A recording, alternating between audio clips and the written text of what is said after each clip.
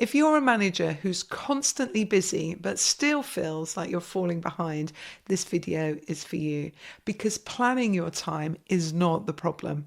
It's how you're planning and what you're planning for. In this video, I'm going to show you the one weekly habit that separates managers who will stay stuck in the work from leaders who build high-performing teams. And it takes so much less time than you think. Early in my management career, a mentor told me something I have never forgotten. Helen, you have to plan time to lead.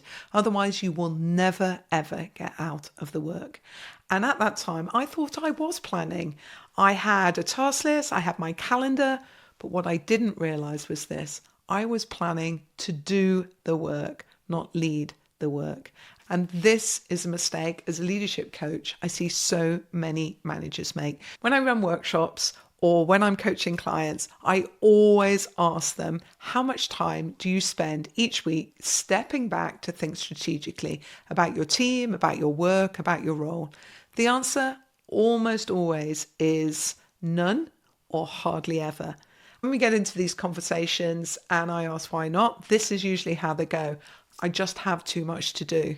But when we dig deeper, that's not really the issue. The issue is that they're stuck in the work, solving problems, chasing tasks, replying to emails, and they're not stepping back from the work to guide it. When you're managing, you're focused on getting through your to-do list, responding to what's urgent, being the one with the answers. But when you're leading, you're focused on thinking strategically, developing your team, unblocking work, and coaching for better performance. Your role as a leader is to be a guide, an unblocker, and a coach.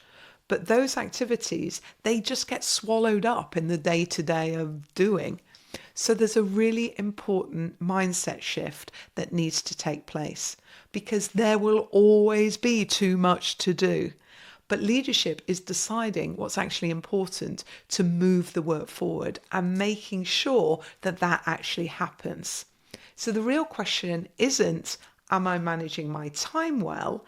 It's, am I working on the right things? And that's a true leadership question. So back to that mentor of mine. He told me what he did, and I essentially completely copied him.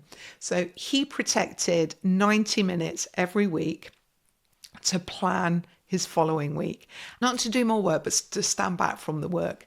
And I have kept that habit through my whole career, both in my corporate life and then outside as a coach. Not perfectly, I hasten to add. Some weeks I'd skip it, but then I'd feel that straight away. I'd be back into firefighting mode. I'd end up saying yes to things I shouldn't, and I'd lose sight of what actually mattered. But the weeks I protected and still protect, I had clarity on who was doing what. I knew where the work was blocked. I could coach the right people. I was aligned with stakeholders at the right time. I wasn't working harder. I was still working hard, but I was leading in a much smarter way. And a big benefit, I felt calmer, I felt more in control. And even when I knew I couldn't do everything that was on my list, at least I was choosing what I was doing and what I wasn't doing. And that alone lifted the guilt I used to feel when everything was on my list and swirling around in my head, and I'd get to the end of the week and I hadn't done certain things. Let me explain how this works. You need 1 hour minimum, and ideally 90 minutes if you can. So the minimum 1 hour a week is your non-negotiable leadership hour. This is where you plan the following week so you have absolute clarity. You think about your team, who needs what from you. You spot what's blocked or at risk. You prioritize, and you think through your stakeholders who you need to align with. If you add in a quarterly reset, where you break the big strategic ideas into a coming quarter and get clear about that quarter, it makes such a difference. You will be set up, but it is all based around that weekly hour. That's your anchor. Now, if you can, add in 30 minutes for strategic thinking on one high value challenge or project, not to do the work, but to bring clarity to your thinking. This is where you can ask, what's the real problem that you're facing with this challenge? Who do you need to align with to move that forward? Can the team handle it, or do you need to develop capability in order to do that well? What's really blocking it? That extra half hour is where strategic clarity happens. That's where you can really accelerate your leadership impact and influence. So the full rhythm is 1 hour weekly planning and team focus, 30 minutes for one strategic challenge, which gives you 90 minutes to transform how you lead. When I share this, I hear this all the time. Helen, I don't even have an hour, let alone 90 minutes. And look, I completely understand, but there is a hard truth here. If you can't find 1 hour to lead, you're stuck in a reactive cycle that won't end. This isn't time away from your team. It's the time that helps you to lead them better. Your team doesn't need you available every minute. They need you to be clear, focused, and strategic when you are there. 1 hour of planning prevents hours of reactive firefighting for some issue that could have been thought through first. And then what if something urgent comes up? Because it will, but you're going to handle it better because you've already thought ahead. So how do you make this work? Well, when you schedule it matters much less than the fact that you actually schedule it. Some of my clients block 90 minutes at once, others split it into a 60-30. I've done both. The key is creating a rhythm and not skipping it. And here's what makes it even easier. This planning time becomes fast and effective when you do it the same way each week.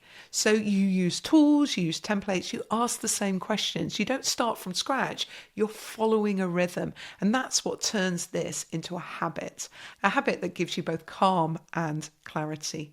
This one change in how I worked also changed how I saw my role.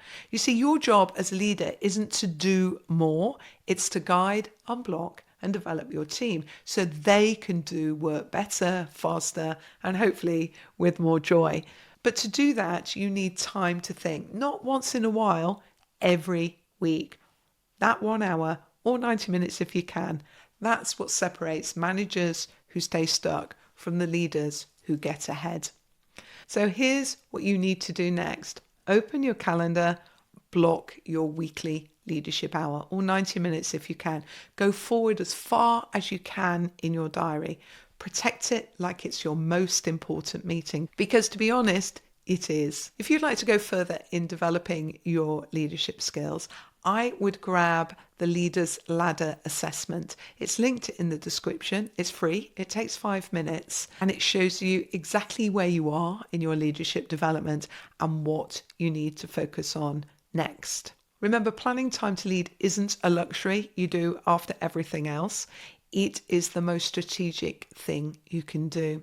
And in this next video, I will show you how to use that time, how a manager's operating system can help bring all of this together. I'll see you there.